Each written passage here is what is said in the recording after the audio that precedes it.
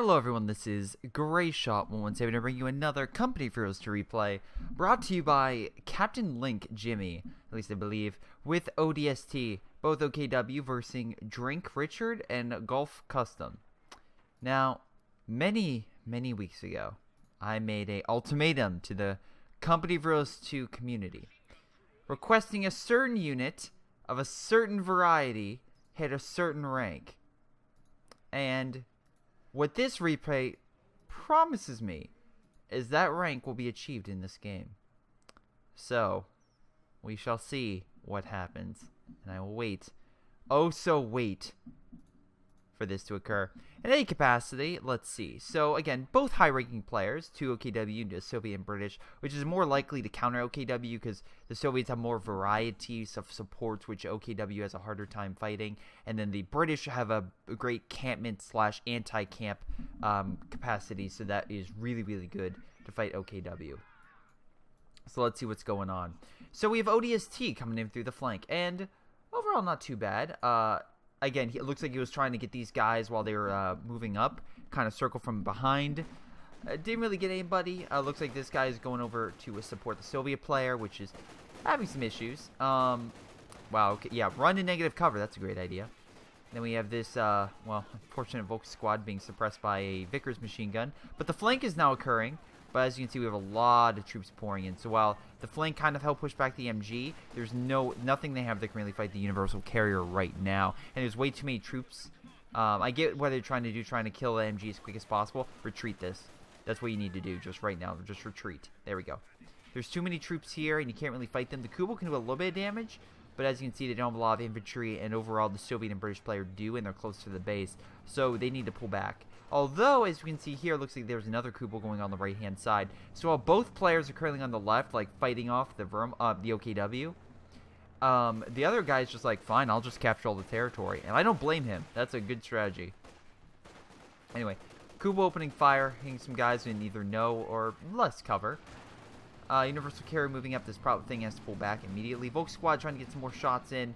Wow, managed to take out that British infantry squad. That's not bad.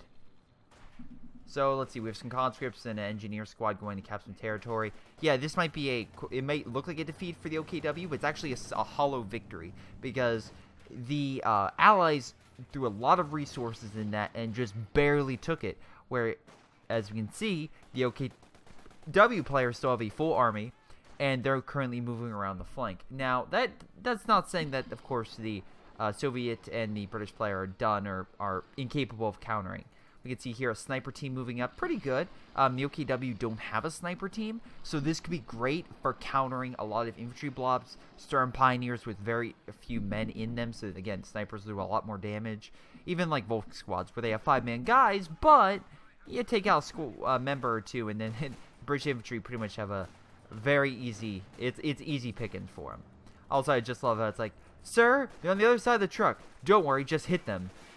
And it's like going on more and more. It's like, sir, hit them! Sir, they're 10 feet in front of us. We can't hit them with our rifles. Now we see here the universal carrier having the MG variety, which is very deadly, versus the light armor and infantry combined. The Kubel has to pull back. Probably going to die. There it goes. Man, that guy, look at that air.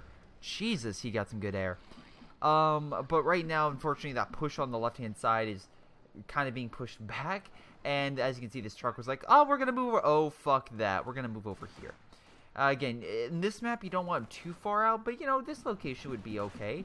Although, again, for medical, yeah, like for this guy, just put it here. It really doesn't, it's not a huge detriment to not have this because the map is so small that you can easily just send them to the front line very quickly. So, yeah, good location. You can activate the healing ability. Pretty nice. So we'll see what ODST does with this location. Like I said, I think this is not the greatest idea because AT gun, stuff like that could easily hit it. Su-85 or Sherman Firefly, even just like get the British emplacements could be very, it could be a very big issue. Now the sniper team, again, he's trying to hit the Volk squads, and I think got a few guys, well, okay, 4 guys already. Kubel now at a star with 5 kills, not too bad. Let's see. So, No doctrines yet. Kind of interested why didn't. And actually, both armies actually are sustaining losses, and neither one is getting advantage over the other. We can see, oh shoot, pull that thing back. All right, nice maneuvering. But yeah, both armies have not been able to really hit. Bleh, if I can talk, it's like blah blah blah. Man, speak. They have not been able to knock out a unit, kill a unit, and neither side has really gained a huge advantage. Even with a large, like, combined effort, which is kind of astounding. MG34 being completely flanked, it probably just better to fall back. Although, again, with the Kubel still picking them off. Man, 9 kills. Still picking them off. Very nice. Well, let's see over here. We have a Verkan Warfare. Good idea, again, to counter the Universal Carrier, which has been causing havoc. Have that hidden in the bushes. It comes out, fires a shot, blows at the Kingdom Come. My only regret is the fact it's not a flamethrower variety, so you don't get the epic Battlefield-like type explosion. Oh my god, I've been playing Battlefield 1 a lot, and the Zeppelin, like, burning and falling down is one of my favorite, like, scenic shots of 2016. It's like, oh, yeah, that's beautiful. That's absolutely stunning. Anyway, infantry section, again, kind of doing a negative where they kind of, like, pushed up into a place with not really a lot of good cover. So, yeah, that didn't help. Luckily, again, these guys taking out the Kubel, getting some more fuel.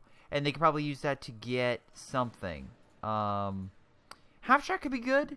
Could be very good. I mean, if you rush for the Panzer headquarters with the, of course, the flak component to it could really help lock down a certain section. Like right here would be pretty good for that, because you could technically lock down the fuel, and this position it's far enough away, and it's kind of hidden enough to where maybe you could suppress, even on your side if you want to guard like this position, because this is a major cutoff point. If the allies were to push and knock out this, you could lose the entire major section of resources, which is something that you probably don't want. Now we have a big push over here by Jimmy. Nice minesweepers. Again, the Soviets are notorious for their mines. And they have a guy that could have that, and also pretty smart. He's staying away from the unit. Oh wow, he's trying to shoot the mine. Okay, but yeah, he's trying to stay away from this unit because of the fact the flamethrower is so deadly close range. It's pretty bad to fight. Although, love the fact that as you can see, the OKW player put some barbed wire, so the Soviet player, who's again attacking in this direction, is gonna have a hard time really using that cover. Alright, something just blew up. Kubel now 10 kills. Put that in. Let's see.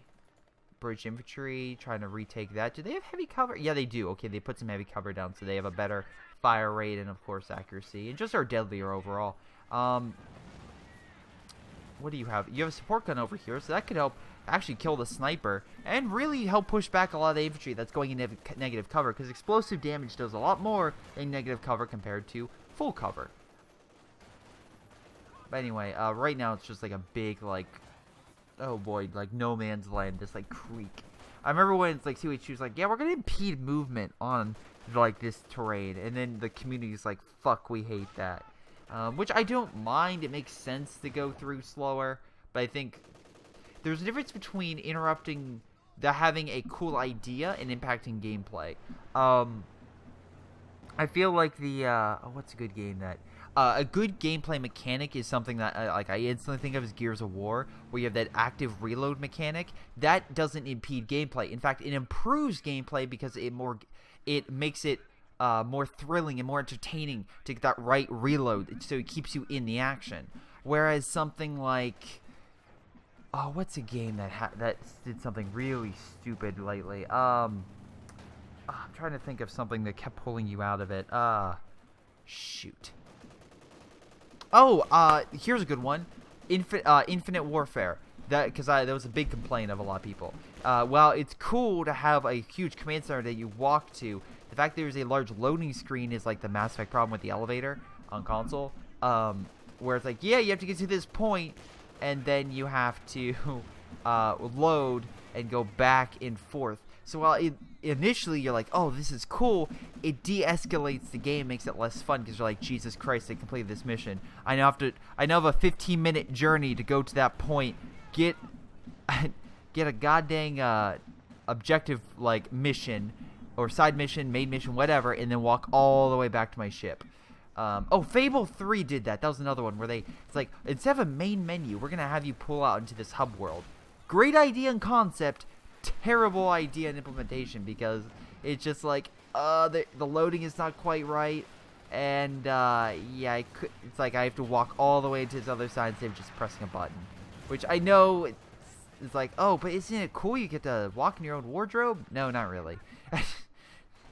Sometimes people just want faster, and that's why it's like for this, if it makes it more irritating than enjoyable, it's not something people are really going to enjoy. So there's something Gamer 101. We now have I was gonna say we had a 2-star Universal Carrier and a 2-star Kubel, but the Universal Carrier got Panzerfausted like a bitch. Also Sniper for the British, good for them. Placing some mines as well, I think, so not a bad idea.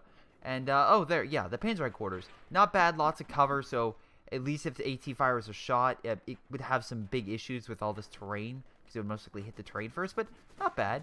And looks like they still have Vickers, so good job on the right-hand side. Be able to block the British infantry with upgraded Brens. That's very powerful infantry.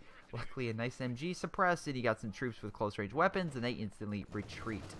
Now we have a T-70. This could be a big, big issue for this guy, because you get a couple of T-70 shots, and this Kubel is screwed. But again, we have almost a 3-star Kubel, so let's see. Again, reveal infantry, increase mobility, and then, wow, okay, repairs their vehicle when out of combat. That's helpful. Elite crews are better able to operate the MG, increasing duration accuracy, and then suppressive fire. Sure. Anyway, looks like the Soviet infantry guys actually has a nice defense. The penal troop along with the conscript squad pretty good because they'll burn infantry. Though it looks like it's not doing enough to stop them from just advancing. Wow, he literally shot the guy about to fire the Panzerfaust. It's like, I got him. Clear. We're good. It's like getting the, oh god. I always like that, where it's like, you see like the Molotov cocktail about to throw, or the AT grenade about to throw, and you just kill him and he just falls to the ground. That'd be cool, like a little extra animation where it just drops and like the grenade just blows up or something.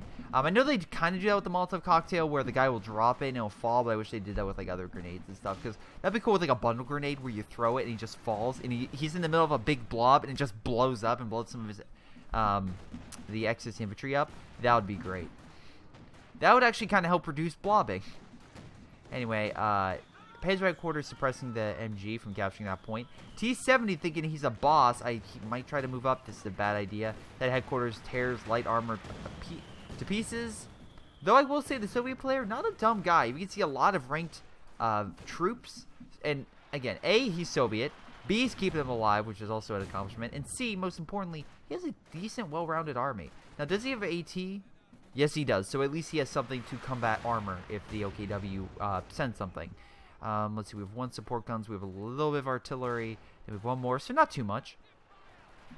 Honestly, not too much. And again, we have British encampment over here with the mortars. So really, that is kind of the provoking thing. Like, yeah, we need more artillery. So let's see. The British guy, not as much veterancy. And also, we can see here, he has a command post unlocked, so he might be saving up for a tank. In this capacity, I'd probably say a Centaur or Cromwell. I would personally go with a Cromwell to fight this infantry.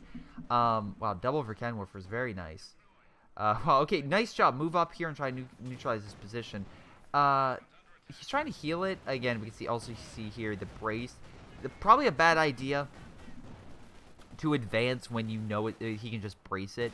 What you really want to do was make him brace it and then advance, because then he can't like encamp himself, so he's going to be screwed. Right now I see that encampment just living, because the brace position will just make sure it doesn't die. We have a big push on the right hand side by Jimmy, who I guess is trying to help out in the meantime. Jimmy now has a 3-star Kubel. Jesus Christ, am I gonna see it? This could be the game I see a 5-star Kubel. And if that is, Jimmy, I thank you. I thank you. I truly do. Anyways, if not, then of course you're a failure. But you know, I'm being optimistic here.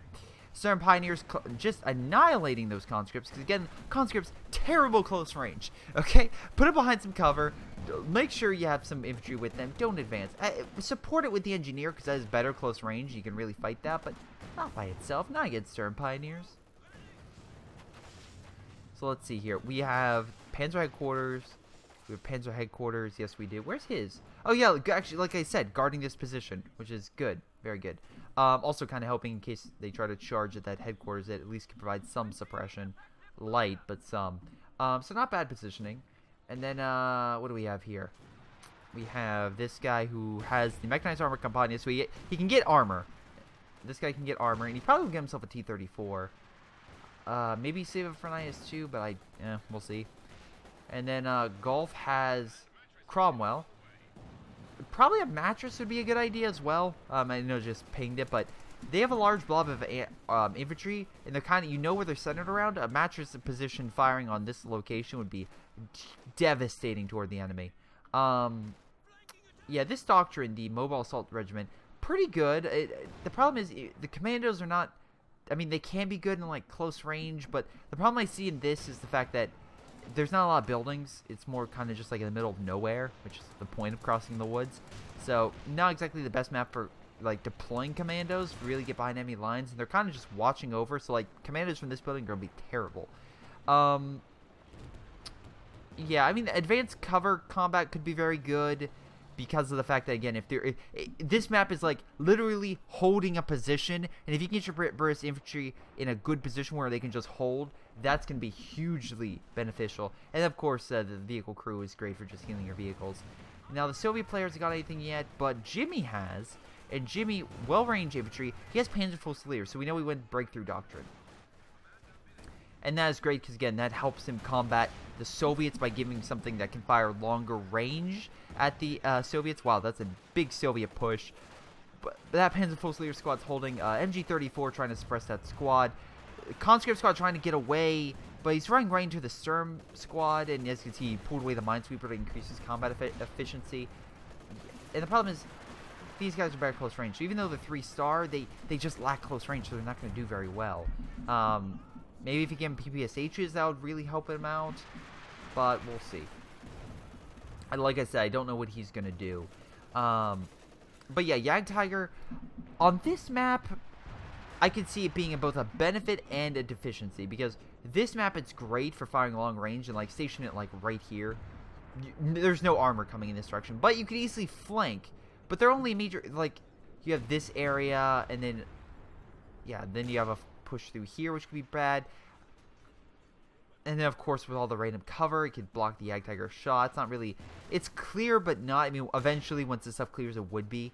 So, Jagdtiger on either the ends would be good. I don't think it would be good in mid, because mid, there's so, like, this, you can't, it's very hard to run a tank through this.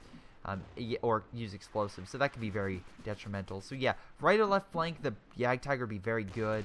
Assault artillery, not so much. We can see here they've kind of been scattered away from points. Maybe here, kind of, but they don't have anything really in camp there. Again, AT, like I said, very easy to take out this position if not covered. And boom, bada bang, knocked out. At least you can grab it for fuel, but that's why I typically like the buildings a little farther back, away from the front line. This map, everything's pretty much on the front line, so just like guarding this point or like this this major point, it's close enough to your base you don't have to really worry about enemy engagements, but you still want to make sure they don't capture it. Like making sure that doesn't happen is a huge benefit. British infantry pushing back the Kenwerfers. We have a Panzer IV rolling out. I mean, that could really help combat the Cromwell. Left hand side though, a big Soviet push. Looks like a lot of infantry. No mines. Very interesting. Again, he's double flamethrowers. Look, he's trying to do that. And oh, once again, a lot of vetted units. So if I had to guess, he's saving fuel. He's going for the IS-2. That's what he's going to do. He's going to get the shock rifle front lines, get the IS-2 because he's getting the fuel right now, use the incendiary artillery to burn back the OKW, and try to use that. That's what I would assume he's going to do. Actually, I think a mine would have been better. I know he's trying to capture this point, but he could have literally just had one of his conscript squads take it and then place mines in the sector. That would have been more, that would have really helped you lock down that area, because once you capture that, I get it. It's like, oh, I captured the point. Yeah, but having mines is a good idea. Now, a mine there, not bad. Not bad. Not bad. And again, we still have a large OKW assault coming. Oh, wow. If that would have blown up, that would have been terrible. But a demo charge would also be really good. You have more than enough munitions. You could really place a demo. Where's the other guy? Okay, yeah. A demo charge would be great because we know this guy, even though he has a minesweeper, you could make sure you focus fire on that unit so he has to retreat, and then when he engages, boom, goes all these units. Sorry, Captain, I'm just pointing that out. Oh my god. Oh my god, 4-star, will he do it? Please do this. Please. And again, once again, I'll show ranks. So just to show, this is not a game in which, yeah, hopefully this is not a public game. From what it said, it wasn't. It was an automatch game. But these guys are high enough rank to where I'm like, I don't believe this is some noob scrub. You know, like he's messing with scrubs. These guys are really good. Oh, pull this thing back. No, no. Oh, whew. He's like the T-34 is like that. Kubel is the thing that will end this world. I must go after it. Luckily, the headquarters building will actually do some damage to the medium armor, so it has to fall back. Like, this thing will tear apart T-34s. Other armor, not so much, but T-34s have pretty much lack the armor to really survive against this shot. A lot of pushes, British infantry trying to push up. Once again, stay in negative cover, go in heavy cover. Negative cover, heavy cover. Dude, get in the heavy cover. And he falls back. What's interesting is the fact you went both medic.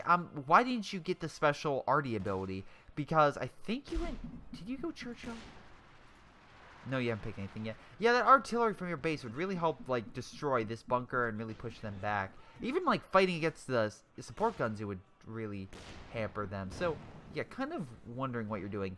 Overall, points-wise, kind of even. It's more like a back and forth. The Soviet player takes this point back. And then, of course, Shimmy takes it back. And then over here, the British player gets pushed, the pushes in, and then, again, loses all of his units and has to get pushed back. So it's a big tug of war. Finally, the mattress comes out, doing what it needs to do. Though, again, misguided, because it's kind of just hitting everywhere. I feel like you should have positioned... Oh, there we go. I was going to say position it more to fight the support guns, but that was one nice shot that killed 2 of them. That's going to suck. We have a big push on the right, though, with MGs and a lot of long-range troops. The Soviet player is being torn apart, even though these troops are vetted and are more powerful than, of course, base infantry. Kubel coming in once again. How many kills? 20 fucking kills for a Kubel. Jesus. All right, but I mean, it's providing support, which is good.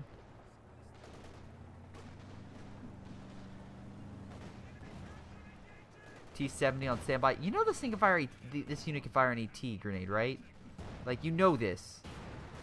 I love how he got the T-70 in there just to fuck with him, so that way they wouldn't impede. Come on. Oh, nice shot with the Verkenwerfer. Anyway, it wouldn't impede the shot from the rifle grenade, the AT rifle grenade to hit the tank. That's pretty smart.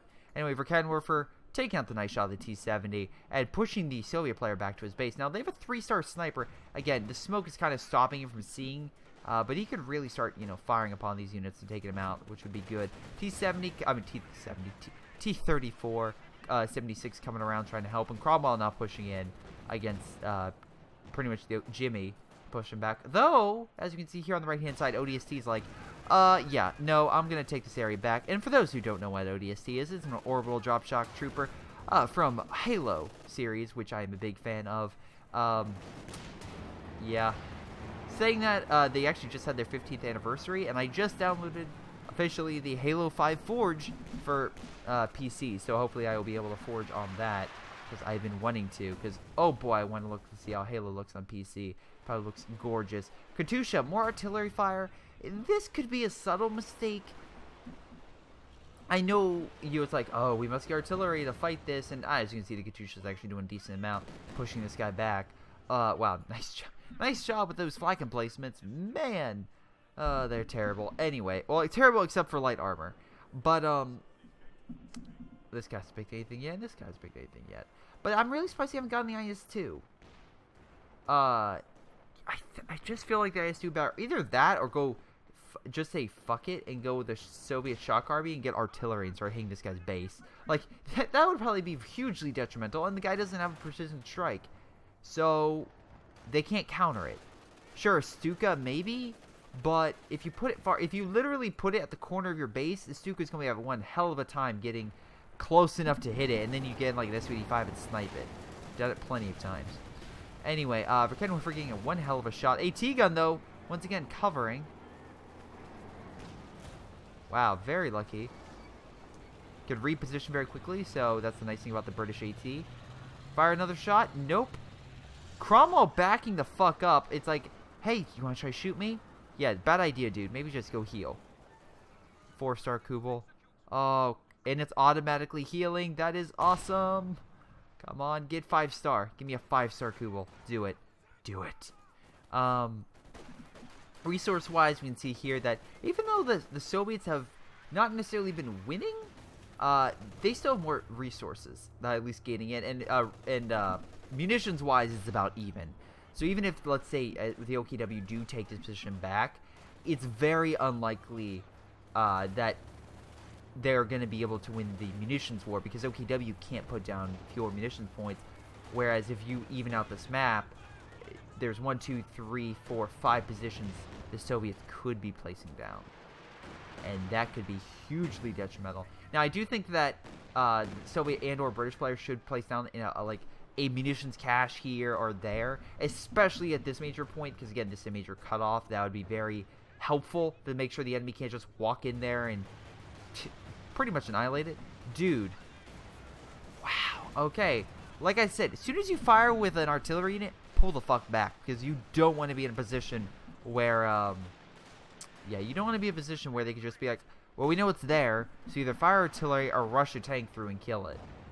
So the Jagdtiger's over here, and again, the scout car, I mean, essentially, that's what the Kubel is. Essentially, is a scout device. So he could essentially use that as like a little, a spotter for the Jagdtiger, just blow away enemy armor. And we see here, this guy only has a T-34. Not a lot. And while I think the IS-2 is a good tank, no, I'm like, you have to get damn lucky to fight a Jagdtiger. No support around this thing, and make sure you do circles around it so the Jagdtiger can't hit you. Did he just lose his Panzer IV? He did lose his Panzer IV. How the fuck did you lose your Panzer IV? Oh, probably an AT gunshot. I'm assuming it was AT, although it looks in perfect condition. Like, it doesn't look like it exploded at all, so I'm assuming the fire came from the top. But that could be me. Man, nice sniper. 15 kills. And this guy, 47 kills. Holy mackerel. Let me see the sniper. Man, this is a pretty damn good sniper, I'll say that. But yeah, the big problem right now is the Soviet can't advance with armor, only infantry, and that's going to be a huge detriment. Now we have a Command Panther from ODST, and here's a big issue. If he starts getting almost so done with the upgrade STG-44s, because he has more than enough munitions for it, that's going to be big. Plus the flares he used with the Jagdtiger so he can spot armor, also pretty devastating. So we'll see. Actually, did he get a kill already? Yeah, he killed the T-34, didn't you? Yeah, you killed the T-34 probably in one shot. Because that's how Jagdtigers roll. So,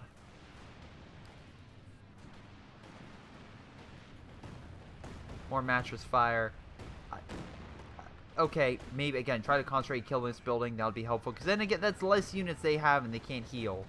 Until, you know, they just walk back into Jimmy's base. You know what's funny? Jimmy hasn't lost any of his buildings, but ODST has. Kind of follow what Jimmy does and place stuff further back on this map, especially more close quarters 2v2s and other stuff.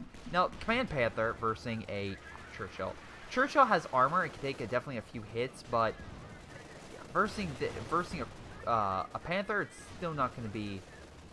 The Churchill still at a disadvantage. I remember when before they, you know, nerfed it a little bit, the Churchill would go toe-to-toe with Panthers. But what you really need to do is get a Firefly and then tag team it. Or have the Churchill, like, go point blank.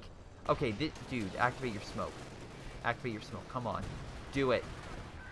Why didn't you... You could have activated your smoke to cover it. Now we have a Star Artillery coming in. That's going to be pretty... Oh, is he going to lose this thing? Oh, Churchill just loses range. Dude, Command Tank's going to have more sightlines than you. It can see you. Pull the fuck back before you die. Not doing a lot of damage, but a few more shots and, you know, you're a goner. So yeah, wow, what are you doing? Like, get armor. Like, I know you want to try to get infantry, but get that IS-2. And if you want to, you don't have to send it over here. Like, you don't. You could send your basic infantry there, fire at the MG so they can push up, and then circle around with the IS-2 on this side where it's again, ODST suffering more damage. So then you can advance. Big thing is, where the hell is that Kubel? 22 kills, 5-star Kubel, MVP. MVP. I want to see this thing lay down suppressive fire like the good old days. Come on. Do it. Do it. Do it. Suppressive fire. That's great.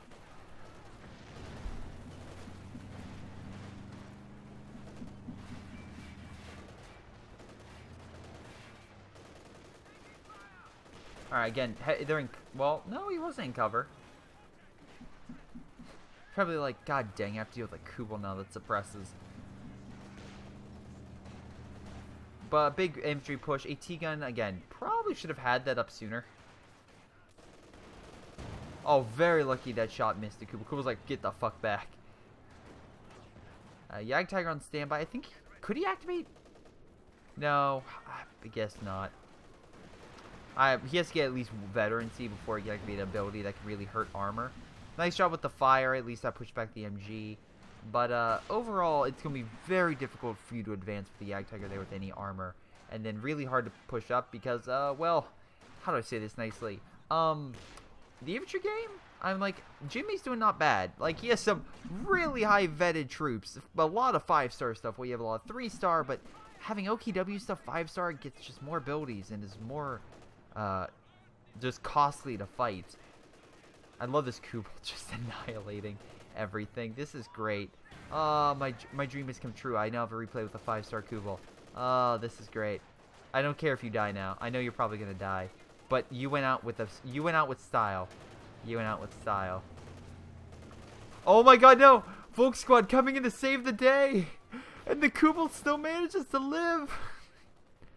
Oh, that's beautiful. And if he can just hide it over here, watch, he'll just play commandos just to kill this Kubel. I don't know why you're there. Probably you want to pull that back. Sniper, probably kill a few more guys. 58 kills. Man, oh man, has that been a huge pain. Why are you getting this damn thing? No, get an IS-2. Alright, now he's pushing up trying to kill this thing's base. And the Sturm Tiger's like, okay, I guess there's no armor over here. Let's go reinforce and go somewhere else. Like, on this map, it's like, you know the Yag Tiger's only good if you attack it directly. So as long as you don't apply it to the forehead, I know, I say that way too much, and just flank it from the side, you could kill it pretty quickly with, again, Firefly and an IS-2. Nice shot with the missiles, although... it doesn't do as much damage before it got nerfed. The big thing with the missiles was to blind the tank, so that way you could kill the tank. But in this scenario, you're not going to be able to do that because the Yag's going to stroll right on up and cover it if you keep firing on it with armor. AT guns, not so much, but armor, yes. Big push over here. Suppression from the MG, armor-piercing rounds. Nope. just get annihilated from by the Katusha. Oh boy. Yeah, but now the Soviet player is taking some decent losses, and that's going to be hugely detrimental for at least trying to hold this point. And looks like over here, yeah, ODST broke through. Doesn't have a huge army, but yeah. Doesn't really need to have a huge army to really break through. Mattress fire, kind of just hitting this general area. I guess they want to stop them taking the point. I'm not entirely sure why, but yeah. So Yag Tiger's guarding this point, make sure armor can't move up. Pretty good guard of, again, vital point. Oh god, I hate these things. Verkenwerfer sneaking up on the enemy. Yeah, can't hit it because of the guard tower right there. You need a watchtower. You just need to get around. Or no, it can fire right through. That's fine. This tank though is like, what? Yeah, this is a scenario where Verkenwerfer is not a great idea. Churchill, not only can it take a lot of shots, but as I can pop out for its first one, attacking enemy infantry using small arms from the side. You can see these like little areas. Where is it? It's like these little like areas which can open up. They'll fire guns through it, so it'll just be like they'll make sure that you can't rush up with any sort of infantry and like Panzerfaust, because the infantry inside will literally just start opening fire, which is a huge no-no. They do have a lot of cannon for guarding, and as you can see, this guy, holy crap, Captain Link, that's a lot of guys vetted up, a lot of guys. And again, it's why the Soviet player is kind of in a pickle, because he's having a lot hard time killing them while they're doing a pretty good job killing his troops. Remember the penal troop? Dead. T-34? Dead. The only thing, the best thing you have right now, the sniper with 61 kills. This sniper group is awesome. Like, it is. This guy hates your snipers. Think about that. 61 kills to just snipers alone. 61. Now, if they keep advancing, again, they're going to have a huge issue, because Katyusha could probably open fire and mass murder them, which is, I'm not surprised we're not doing that right now. Also, a lot of infantry moving through. He's putting another, I guess, headquarters truck down somewhere up north. Wow, alright. Matchless fire there. Maybe a few seconds longer and you would have seen something a little bit more vital. Oh, I was going to say, do you lose your sniper? No, you're getting another squad. 2 snipers, I think, is overkill. I think that with 1, you just have enough micro. 2 is not enough. And besides, get a goddamn IS-2. 36 minutes in game. You've had that ability unlocked for at least 10 minutes. 360, again, you would literally have over probably close to 500 manpower right now. The IS-2 only needs, what, 640? Yeah, 640. Just let's have 30 additional seconds. Stop production on that sniper. Stop it. Stop it. Oh my god. Alright, whatever. You're going to lose this game. Panther's going to knock out this unit. You know what would have been great to have? A heavy tank. It really helps support the Churchill. Oh, too bad. Firefly's gone as well, probably from the Yag Tiger firing at it. Oh, no, sorry, it was the Verkanian Warfare. It went from 2 to 3 stars. Yeah, it was definitely the Verkanian Warfare.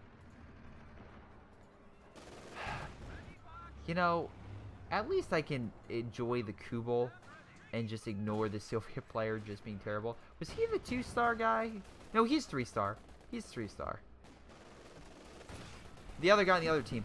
Oh, this is why I love the British Sniper. The special ability, which can just fuck with tanks. As you can see, that turret is jammed, so it can't move the turret. A great ability to have, just cripple a tank in a way you're like, okay. Now the tank literally has to move its entire body for it to fire, which it can do. I mean, it can, but think about it. If that tank is at like a 45-degree angle, you turning your tank literally just opens you up to being hit on your side or back, depending on how you're engaging the enemy. A lot of troops dying over here. Oh boy. Not going well. Double snipers though. Picking off those Panzer Fusiliers. A good idea, I guess, now, like thinking about it, because again, if you actually no, it's a bad idea, because snipers, again, these are 6-man squads, so snipers, while effective, it's harder to kill a squad like that. I mean, killing this, yeah, 4-man, it's 2 and 2, but that's a whole nother shot, and right now you don't have a lot of friendly infantry that's surviving long enough for your snipers to really do the damage to hold them back. And again, these have G43 rifles, so don't be surprised if they just start one-shotting your unit. Alright, Katyusha coming in. Missing completely. And now ODST has the bigger army. I'm actually surprised he doesn't have a King Tiger right about now.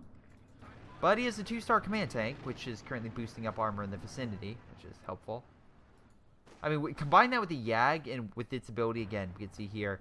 Oh, yeah, it has that aura, weapon accuracy, and then I think normally it's movement and also sight. So let's see, what did... let's see. Command aura now improves rate of fire. And then range. And then all units, of course. Churchill pulling back, but the problem is it needs something to fight a Panther, and they don't have that. AT guns are fine, they'll do the job, but it'll just walk away. You need like a Firefly or something, or an IS-2. But no, we're not gonna get that because you're just like, hey, let's get those snipers. like, again, it's like having a nice variety would definitely help. And if you had something that again, would kind of force his hand, I know probably someone's like, but the Yag Tiger Greyshot, and I'm just like, then don't attack where the Yag Tiger is.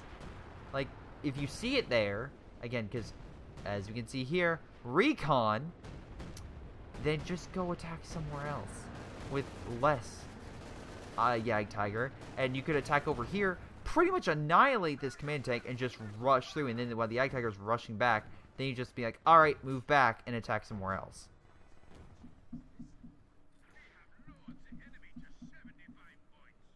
Like, you could bum rush it with T-34s if you wanted to. Not as effective, but like, think about having like two armor groups attacking you simultaneously in 2 different areas. Yag Tiger can't cover them both. Yeah. Again, you're trying to capture this point. I know it's a closer game, and I know like the allies are like, if we just capture these points, and we could kind of force the enemy down a little bit more, but you're just not getting. Wow, why don't you move it? Dude, you have sight lines on this. Move up the AT gun. I think that was like decent range, right? It'd probably be up to here. Move it over here. Could fire it that way. Again, you have the these guys you have to worry about with close range, but I have you still have that mattress, right? You still have the mattress? Yeah, 2 stars. Just have that thing ready to fire on this thing. Oh, look, the Churchill. Opening fire. Okay, nice job putting that headquarters right there. At least that kind of helps guard mids. You don't have to worry about that. Churchill doing a lot of damage reversing infantry. Kind of what it's good at.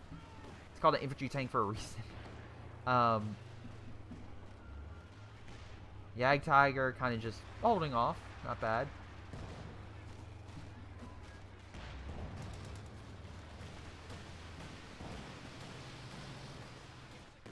Alright, nice shot with the mattress. Kind of a little too late, though. Actually doing a nice job killing the Verkenwerfer. And if they retreat into this area, they might lose some units. Oh, boy. He manages to escape with 1 less guy, but he managed to escape. So that's good. That's good.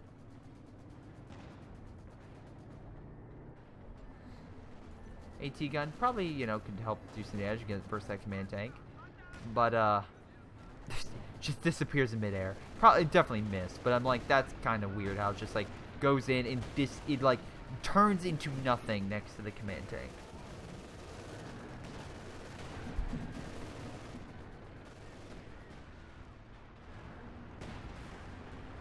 Churchill moving up, but yeah, Yag Tiger's still on standby.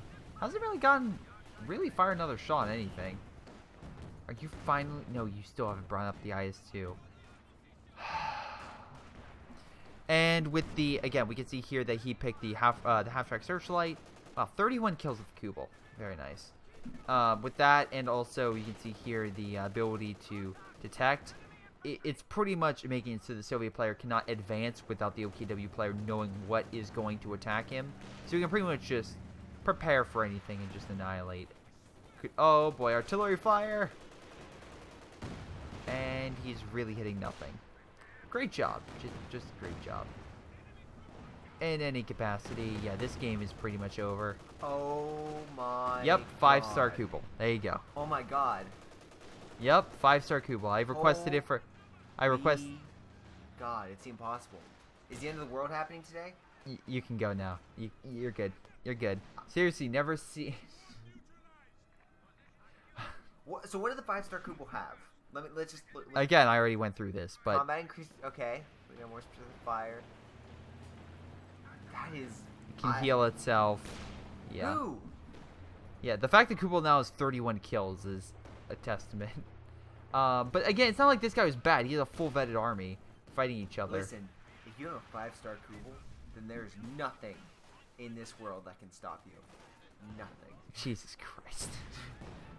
All hail the new god. Look. All hail the new god. Alright. Thank you. In any case, that's game. Try to capture the point, just not enough. Not enough time. So what can I say about this game? Jimmy did really good overall. I think his Yag Tiger could have been used a little differently, though it definitely did what it needed to do. Apparently, it shell-shocked Drink so much that he didn't want to get armor, which, through intimidation, if you can do that to your enemy, that's pretty effective. So, it may not have really it may have not engaged in a lot of combat, but just like the just the notion of like in World War One, the Mark V tank was seen like the game changer and like the huge instrument of death. And while it was a huge like instrumental part, remember that for that tank, there were not that many of them. There were a couple hundred, I think, of those tanks produced and serviced, but they were so scattered about that, except for like major battles, there weren't a lot of those tanks on the battlefield that for these epic engagements. That wasn't something that really happened in World War One.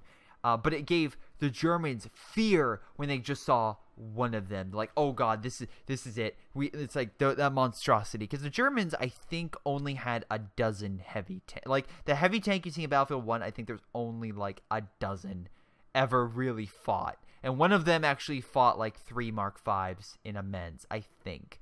I could be wrong on that. I apologize if I am. But yeah. Overall, it's one of those things where intimidation is something that can be hugely instrumental. ODST did good. He lost a lot more territory, and it was against the British person. It was definitely losing the fight more consistently. I feel like what needed to be done was better coordination between the Soviet player and the British player. And they kind of fought on their own sides where each... And don't get me wrong, it's like, I get it, but if you're not winning... or you're not really able to really help each other out effectively, then you're going to start losing. Because if the enemy starts using a cohesive strategy, they're going to start pushing you back. And we saw that with the Yag Tiger and the command tank, where they were able to really get in there and start doing a lot of damage. Plus, even though ODST was taking losses, you never really were able to make up for the fact that you actually were able to uproot his points.